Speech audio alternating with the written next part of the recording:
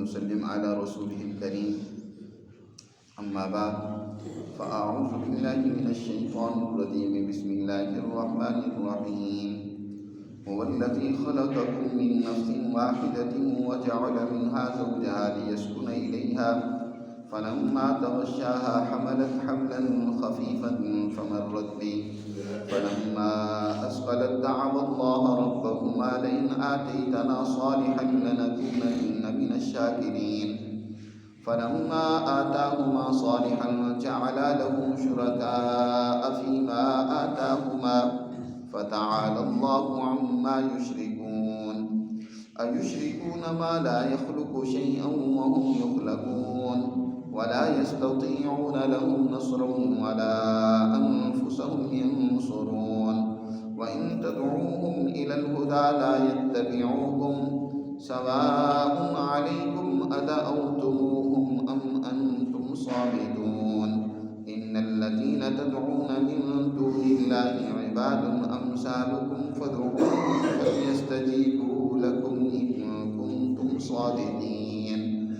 ألهم أرجل يمشون بها أم لهم أيدي يبطشون بها أم لهم أعين يبصرون بها أم لهم آذان يسمعون بها قل ادعوا شركاءكم ثم كيدون فلا تنظرون. إن وليي الله الذي نزل الكتاب وهو يتولى الصالحين والذين تدعون من دونه لا يستطيعون نصركم ولا أنفسهم ينصرون. وإن تدعوهم إلى الهدى لا يسمعون وتراهم ينظرون إليك وهم لا يبصرون. صدق اللہ العظیم. اس سورہ مبارکہ کے آغاز میں اللہ سبحانہ و تعالی نے آدم علیہ السلام کی تخلیق اور آدم علیہ السلام سے حضرت حوا علیہ السلام کا پیدا کرنا اور ابتدا میں جو واقعات پیش آئے کہ آدم علیہ السلام کی تعظیم فرشتوں کے سامنے اور پھر فرشتوں سے ان کی عظمت کو منوانا اور شیطان کا مقابلہ کرنا، ان واقعات کو تفصیل سے بیان کیا. اور پھر ان کے بعد انبیاء علیہ السلام نے ہر دور کے اندر اپنی قوموں کی رہنمائی کے لیے کردار ادا کیا. بڑی تفصیل کے ساتھ مختلف انبیاء کے واقعات ذکر کیے.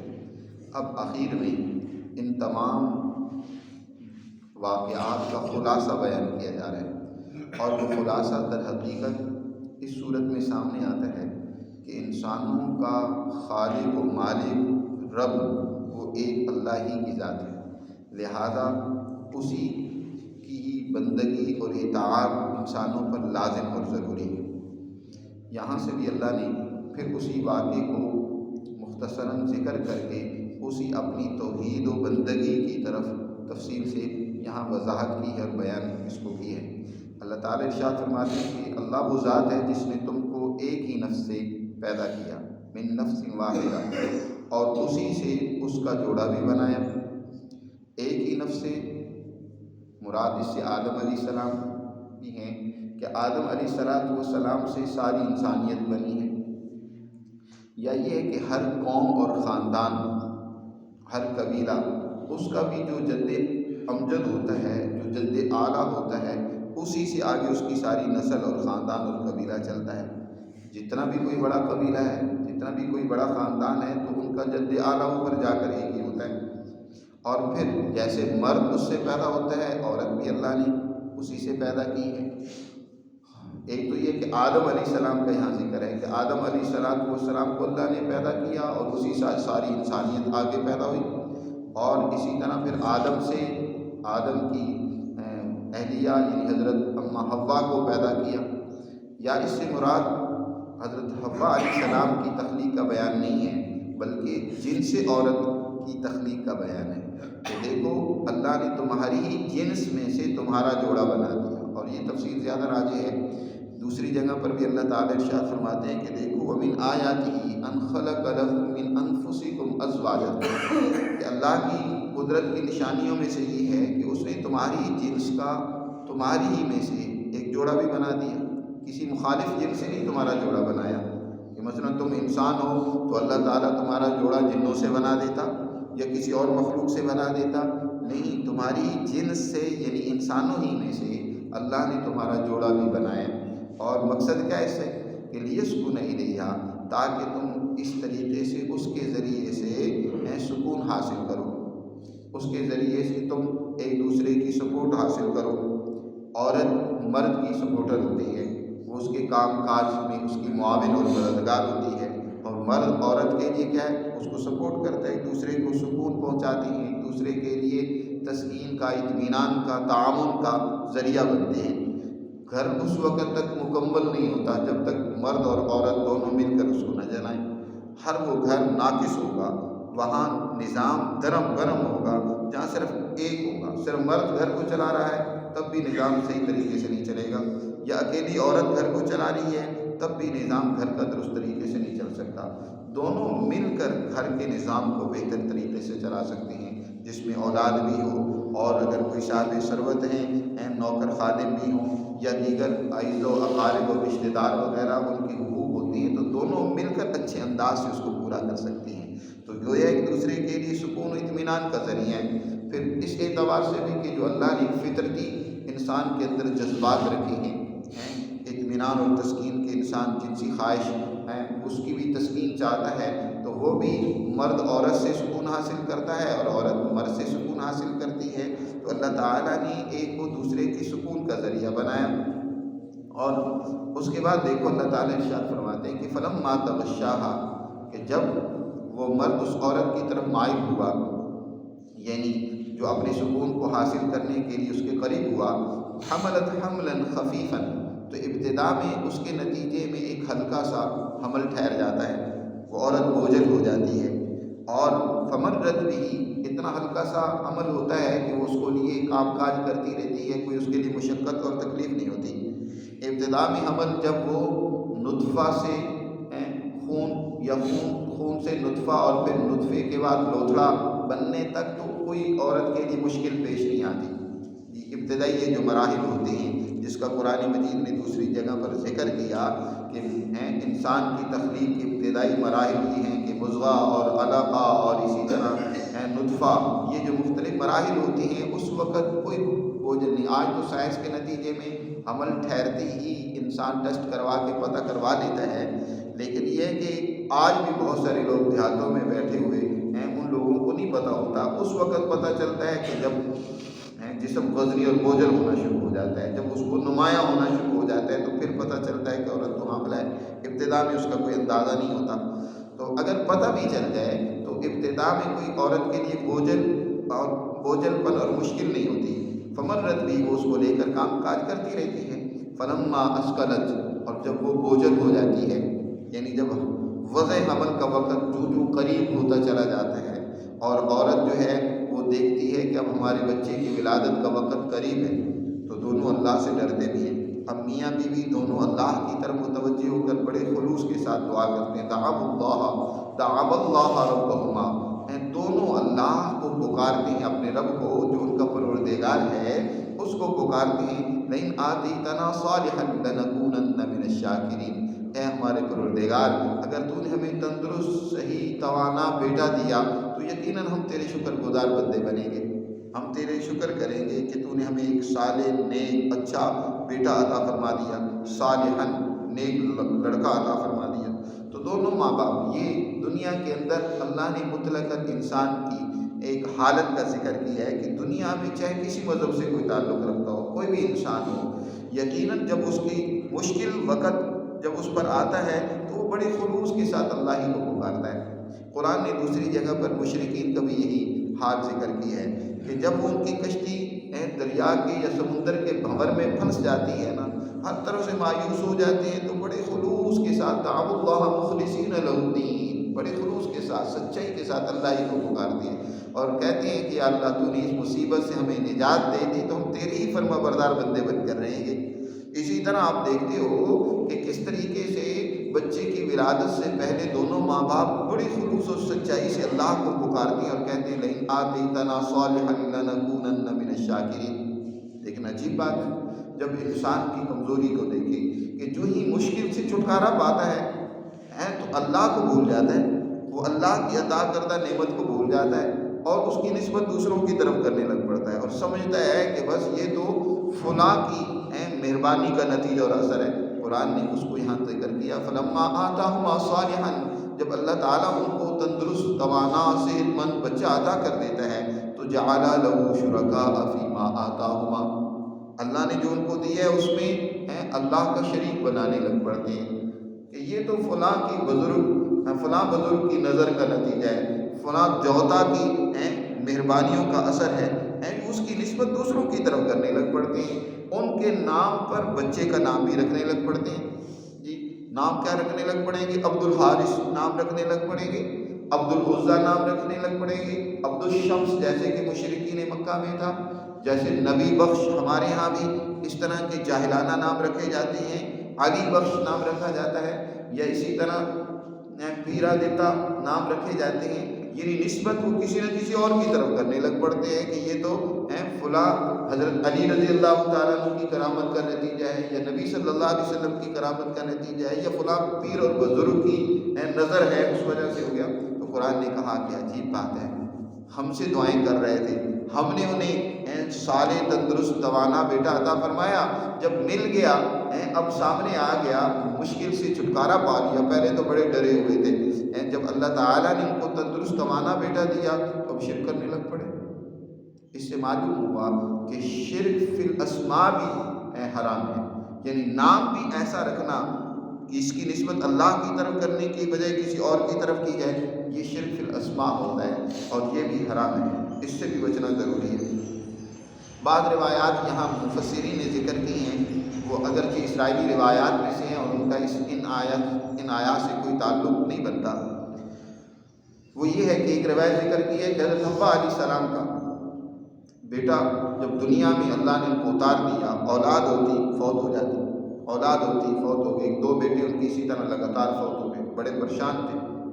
اب کی بار جب حمل ٹھہرا تیسری مرتبہ تو شیطان نے آ کر ان کو ورغلایا، لیکن حقیقت یہ ہے کہ حضرت حوا علیہ السلام جو اماں حوا ہیں، یہ ان کا واقعہ نہیں ہو سکتا، کیونکہ ان سے ایک غلطی بہت ہو گئی تھی، اونچے درجے کے دونوں تھے۔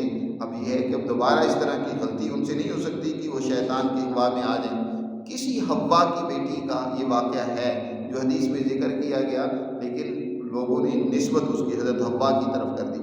کوئی ایک حوا کی بیٹی ایسی تھی کہ جس کے ہاں حمل جب ٹھہرا پہلے فوت ہو جاتا ہے، پیدا ہونے سے پہلے بچہ فوت ہو جاتا ہے۔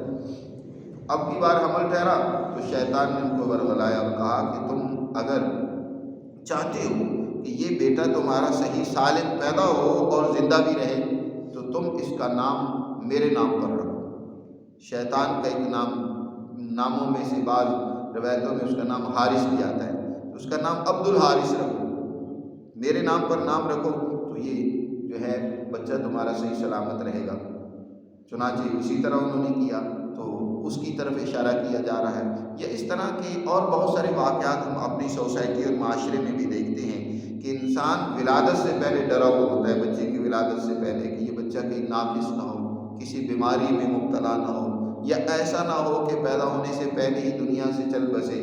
بڑے خلوص اور سچائی سے اللہ سے دعائیں کرتا ہے، لیکن عجیب بات ہے کہ جب اللہ انہیں اس تندرست بیٹا دے دیتا ہے، اس انسان کی کمزوری ذکر کی ہے کہ مشکل وقت میں تو اللہ کو پکارتا ہے، جب مشکل ٹل جاتی ہے تو پھر اللہ کو بھول جاتا ہے، پھر اس کی توجہ دوسری طاقتوں اور قوتوں کی طرف چلی جاتی ہے، مال و دولت کی طرف توجہ چلی جائے، یا کسی بزرگ اور پیر کی طرف، یا کسی اور دیوتا کی طرف اس کی توجہ چلی جائے، کسی طرف بھی اس کی، یا اپنی کسی سبب کی طرف اور طاقت و قوت کی طرف توجہ چلی جائے، اللہ کے اوپر بھروسہ اور اعتماد نہ رہے، تو یہ سب شرک کی باتیں ہیں جن کو قرآن نے ذکر کیا اور فرمایا فَتَعَالَى اللَّهُ عَمَّا يُشْرِكُونَ، اللہ کی ذات بہت بلند ہے اس سے جو یہ لوگ اللہ کا شریک ٹھہرا رہے ہیں کسی کو، اللہ کی ذات اس سے بہت اونچی اور بالا ہے، اس کا کوئی شریک نہیں ہے۔ اور پھر ذرا سوچو تو صحیح، کن کو تم اللہ کا شریک ٹھہرا رہے ہو؟ اَيُشْرِكُونَ مَا لَا يَخْلُقُ شَيْئًا، کیا ان چیزوں کو اللہ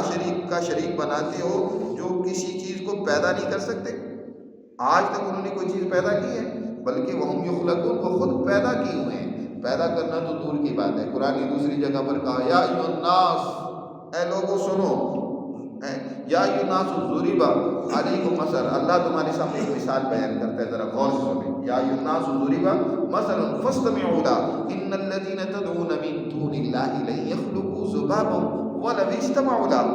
اگر یہ جن کو تم اللہ کے سوا پکارتے ہو نا سارے اکٹھے ہو کر بھی ایک مکھی کو بنانا چاہیں تو نہیں بنا سکتے. نہیں يخلقوا ذبابا ولو اجتمعوا له، مکھی کو بنانا تو دور کی بات ہے. اللہ نے فرمایا وَإِن يَسْلُبْهُمُ الذُّبَابُ شَيْئًا لَا يَسْتَنقِذُهُ مِنْهُ، اگر مکھی ان سے کوئی چیز چھین کر چلی جائے اس کو واپس نہیں لے سکتے. مکھی ان سے ان کی مٹھائی کو ان کے کھانے کو لے کر چلی جائے وہ واپس، ایک کمزور سی مخلوق مکھی وہ واپس نہیں لے سکتے. بنانا تو دور کی بات، اتنے کمزور ضعف الطالب والمطلوب، اتنی کمزور عمل بھی یہ نہیں کر سکتے، اتنا بھی کام نہیں کر سکتے تو تمہاری کیا مدد کریں گے؟ تمہاری کچھ مدد کر سکتے ہیں؟ تو اسی کو قرآن نے یہاں بیان فرمایا کہ ما لا یخلقون شیئا وہم یخلقون، جن کو نہ وہ خود مخلوق ہیں، وہ خود پیدا کیے ہوئے ہیں، کوئی چیز بنا نہیں سکتے، ان کو تم اللہ کے شریک کرنے لگ پڑتے ہو. حضرت خلیل علیہ السلام، ابراہیم علیہ السلام بھی اپنی قوم کو سمجھاتے ہوئے کہتے ہیں تمہیں کیا ہو گیا؟ کیا ایسی مورتیوں کو تم خدا بناتے ہو جن کو اپنے ہاتھوں سے گھڑ گھڑ کر تم تم اپنے ہاتھوں سے بنا کر گھڑ گھڑ کے ان تیار کرتے ہو جو نہ تمہیں نفع دے سکتے ہیں، ما لا ينفع ولا يضر، نہ تمہیں نقصان پہنچا سکتے ہیں کسی قسم کا. یا ابت لم تعبد ما لا يسمع ولا يبصر ولا يغني عنك شيئا، تمہارے کسی کام نہیں آ سکتے، ان کو تم خدا بنا لیتے ہو.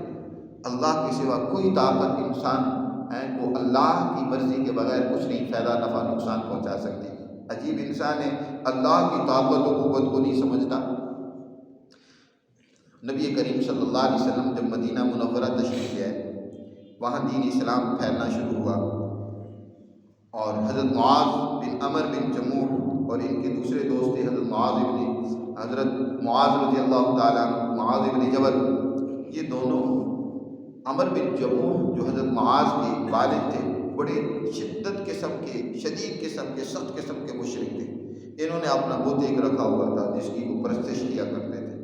اب یہ دونوں دوست جاتے تھے روزانہ رات کو آخری حصے میں جب باپ آرام کر رہا ہوتا اس بت کو گندگی سے ملوث کر دیتے، اور صبح جا کر وہ کیا اس کو دیکھتا کہ یہ گندگی لگی ہوئی ہے تو وہ بڑا دھوتا اور بڑا افسوس کرتا کہ اے میرے معبود، اے میرے خدا، تیرے ساتھ یہ کس نے کیا؟ کون ظالم ہے جو تیرے ساتھ یہ زیادتی کر رہا ہے؟ پھر اس کو دھوتے، صاف کرتے، خوشبو لگاتے، پھر دوسرے دن ایسے ہی یہ جاتے اس کو گندگی سے ملوث کر دیتے.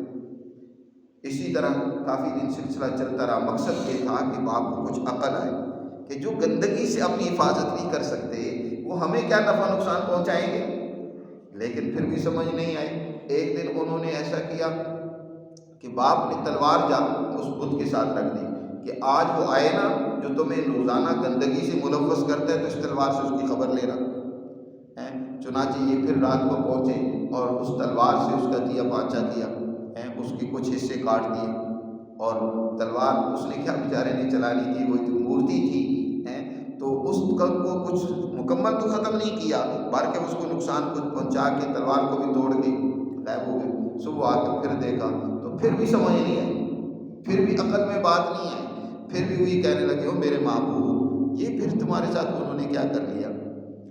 اب کی بار انہوں نے پھر ایک اور طریقہ اختیار کیا آخری مرتبہ کہ یہ کہ اس کو لے کر اس کے مرا ہوا کتے کا بچہ وہ انہیں ملا کہیں سے، وہ لے کر انہوں نے اس بت کے گلے میں اس کا رسہ باندھ دیا اور اس بت کو لے کر کنویں میں جا کر ایک کنویں میں لٹکا دیا. اب یہ صبح اٹھے دیکھتی ہے وہ خدا ہی نہیں ہے. ادھر ادھر بسیار تلاش کرنے کے بعد وہ ایک کنویں میں جا کر ملا کہ کتے کا بچہ ساتھ گلے میں بندھا ہوا ہے اور کنویں میں لٹکا ہوا ہے. اب ان کی عقل ٹھکانے آئی، ہوش آئی کہ یہ کیا ہے، یہ کیا خدا ہو سکتا ہے جو اپنی حفاظت نہیں کر سکتا، جس کا یہ حشر نشر ہو رہا ہے، اس طرح ذلیل ہو رہا ہے. اب دل میں ایمان کی رمق پیدا ہوئی اور نبی کریم صلی اللہ علیہ وسلم کی خدمت میں پہنچ کر اسلام کو قبول کر لیا. پھر سچے مخلص مسلمان بنے اور جنگ احد کے اندر بہادری کے جوہر دکھلاتے ہوئے شہید ہو گئے. تو قرآن مجید یہاں یہی بات سمجھا رہا ہے کہ عجیب بات ہے کہ تم ایسوں کو اللہ کا شریک بناتے ہو جو کچھ بنا نہیں سکتے بلکہ وہ خود مخلوق ہیں. ولا یستطیعون لهم نصرا، وہ ان کی مدد کرنے کی طاقت نہیں رکھتے، ولا انفسهم ینصرون، ان کی کیا مدد کریں گے، وہ تو اپنی ہی مدد نہیں کر سکتے۔ وَإِن تَدْعُوهُمْ إِلَى الْهُدَىٰ لَا يَتَّبِعُوكُمْ، اور اگر تم ان کو بلاؤ ہدایت کی طرف تو وہ تمہاری پیروی نہیں کر سکے گی۔ اس کے بھی دو معنی ہیں، ایک معنی تو یہ ہے کہ اگر ان کو تم بلاؤ کہ تمہاری بات سنیں، تمہاری اتباع کریں، تو تمہارے پیچھے یہ چل نہیں سکتے، بات سنتے نہیں ہیں۔ اور دوسرا مطلب جو زیادہ بہتر ہے وہ یہ ہے کہ یہاں مشرکین کو کہا جا رہا ہے کہ ان مشرکین کو آپ کتنی درست اور سیدھے راستے کی طرف بلاتے رہو، لیکن ان کے دماغ کی سوئی ایسی جگہ فٹ ہو گئی ہے کہ انہیں عقل میں آنے والی بات نہیں ہے۔ اپنے بزرگوں کا اتنا ڈر اور خوف ہے، ان کی عظمت اتنی دلوں میں بٹھا رکھی ہے۔ حضرت ہود علیہ السلام کی قوم انہیں کہتی ہے یا ہود، اے ہود، ہمیں ڈر ہے کہ یہ جو تمہیں مشکلات اور پریشانیاں پہنچ رہی ہیں نا، یہ ہمارے ان معبودوں کی مخالفت کا اثر ہے، نتیجہ الٹا ڈرا رہے اپنے معبودوں سے۔ حضرت ہود علیہ السلام نے کہا کہ مجھے تمہارے ان معبودوں کا کوئی ڈر نہیں، تم اور تمہارے یہ سارے معبود مل کر بھی میرا کچھ بگاڑنا چاہتے تو بگاڑ دو، میرا کچھ نہیں بگاڑ سکتے۔ تو عقل نہیں آتی، تو قرآن کہہ رہا ہے کہ ان مشرکوں کو ہدایت اور درست راستے کی طرف بلاؤ بھی تو تب بھی یہ تمہاری بات نہیں سنیں گے، تمہاری اتباع نہیں کریں گے۔ سواء علیکم ادعوتموہم ام انتم صامتون، ان کے حق میں تمہارے لیے برابر ہے، تم ان کو بلاؤ یا خاموش رہو، ان پر کوئی اثر ہونے والا نہیں ہے۔ یا وہ معبودوں ہی کی بات ہے کہ وہ معبودوں پر کوئی اثر نہیں ہوتا، ان پر کسی بات کا کوئی اثر نہیں، وہ تو سنتے ہی نہیں ہیں۔ ان الذین تدعون من دون اللہ عباد امثالکم، یاد رکھو اللہ کو چھوڑ کر جن کو تم پکارتے ہو ان میں سے بہت سارے بزرگ ہیں، ان کے نام کی تصویریں بنا رکھی تھی، بہت سارے بزرگوں کو اور انبیاء کو پوجا جاتا تھا۔ فرمایا وہ تمہارے جیسے اللہ کے بندے ہیں، ان میں کوئی خدائی اختیار نہیں ہے۔ عباد امثالکم فادعوہم فلیستجیبوا لکم، ان کو پکارو پھر دیکھتے ہیں کہ وہ تمہاری کتنی پکار قبول کرتے ہیں، ان کو تم صادقین اگر تم سچے ہو۔ الم ارجل یمشون بہا، ان بتوں کو، مورتیوں کو جن کو تم خدا بنائے بیٹھے ہو، کیا ان کے پاؤں ہیں کہ ان پر یہ چلتی ہوں؟ ام لہم ایدی یبطشون بہا، یا ان کے ہاتھ ہیں کہ جن سے وہ گرفت اور پکڑ کرتے ہوں؟ ام لہم اعین یبصرون بہا، یا ان کی آنکھیں ہیں کہ ان سے یہ دیکھیں؟ ام لہم آذان یسمعون بہا، یا ان کے کان ہیں کہ ان سے سنیں؟ نہیں۔ قل ادعوا شرکاءکم ثم کیدون فلا تنظرون، اے پیغمبر آپ انہیں کہو کہ اپنے شرکاء کو بلا لو، پھر میرے خلاف تم جو تدبیر کرنا چاہتے ہو وہ کر لو، مجھے مہلت نہ دو، تم کر لو جو ہمارا نقصان کرنا چاہتے ہو، ہمیں تکلیف پہنچانا چاہتے ہو، کرو، پتہ چل جائے گا۔ الٹا نقصان انہیں کا ہوا، نبی کریم صلی اللہ علیہ وسلم کا کچھ نہ بگاڑ سکتے، اس لیے کہ ان میں کوئی طاقت ہی نہیں ہے، ان میں کوئی قوت نہیں ہے۔ قرآن نے دوسری جگہ پر کہا ہے یہ زیادہ سے زیادہ یہ جادوگر بھی کیا کر سکتے ہیں، میاں بیوی میں پھوٹ ڈال دیں گے اس جادو منتر کے ذریعے سے، مگر نہ اس کے سوا اور کیا کر سکتے ہیں۔ تو یہ تو جادوگروں کی جادوگری سے بھی گئے گزرے ہیں، ان کے پاس تو کوئی طاقت و قوت نہیں ہے، یہ کیا کسی کا کوئی نقصان کر سکیں گے، جادوگر بھی کوئی کسی کا نقصان نہیں کر سکتے۔ تو قرآن نے کہا کہ ان کو کہہ دو کہ تم نے جو مکر و تدبیر کرنی ہے کر لو، ہمارا کچھ نہیں بگاڑ سکتے۔ ان ولی اللہ الذی نزل الکتاب، بے شک میرا دوست اور ولی تو اللہ ہے جس نے کتاب کو نازل کیا ہے، وہو یتولی الصالحین، اور وہی اپنے نیک بندوں کا متولی ہے، ان کا مددگار ہے۔ والذین تدعون من دون لا یستطیعون نصرکم، تم اللہ کے سوا جن کو پکارتے ہو وہ تمہاری مدد کیا کریں گے، وہ تو اپنی مدد نہیں کر سکتے۔ ولا انفسهم ینصرون وان تدعوهم من الهدى لا يسمعون، اگر تم ان کو پکارو ہدایت کی طرف تو وہ سن نہیں سکتے۔ بظاہر تم دیکھو گے کہ وہ تمہاری طرف دیکھ رہی ہیں، کیونکہ ان کی بھی آنکھیں بنائی جاتی ہیں، تصویر ہے نا، تو تصویر میں بھی نظر آتا ہے جیسے پیر صاحب دیکھ رہے ہیں، لیکن وہ دیکھ رہے ہوتے ہیں لیکن حقیقتاً نہیں دیکھ رہے، ان میں تو جان ہی نہیں ہے، روح ہی نہیں ہے۔ تو فرمایا وَتَرَاهُمْ يَنظُرُونَ إِلَيْكَ، تم دیکھتے وَتَرَاهُمْ، تم ان کو دیکھو گے کہ وہ تمہاری طرف دیکھ رہے ہیں، حقیقت میں وہ دیکھ نہیں رہے ہوتے، وہ محض صورتیں ہیں، محض بت ہیں۔ تو اس طریقے سے قرآن مجید نے یہاں شرک کی مذمت کو اور حقیقت کو واضح کیا ہے۔ اصل میں انسان کی بہت بڑی گمراہی اور کمزوری یہ ہے کہ انسان اللہ کو اپنا خالق تو مان لیتا ہے، لیکن شرک فی الالوہیت یعنی اس کی عبادت اور بندگی میں یہ کوتاہی کرتا ہے۔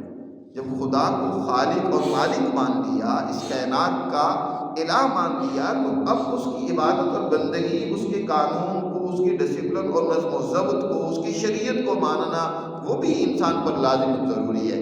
لیکن ہمیشہ انسان نے ٹھوکریں یہی کھائی کہ اللہ کے قوانین کو ماننے کی بجائے وہ پھر دوسروں کی طرف جھک پڑتا ہے، وہ دنیا میں جو اس کو نفع اور فائدہ اور نقصان پہنچتا ہے اس کی نسبت دوسروں کی طرف کرنے لگ پڑتا ہے، اور اس طریقے سے گمراہی میں مبتلا ہو جاتا ہے۔ ایسے لوگوں کو سمجھانے کا کیا انداز اور طریقہ ہونا چاہیے، اگلی آیات میں قرآن نے ان کو بیان کی ہے۔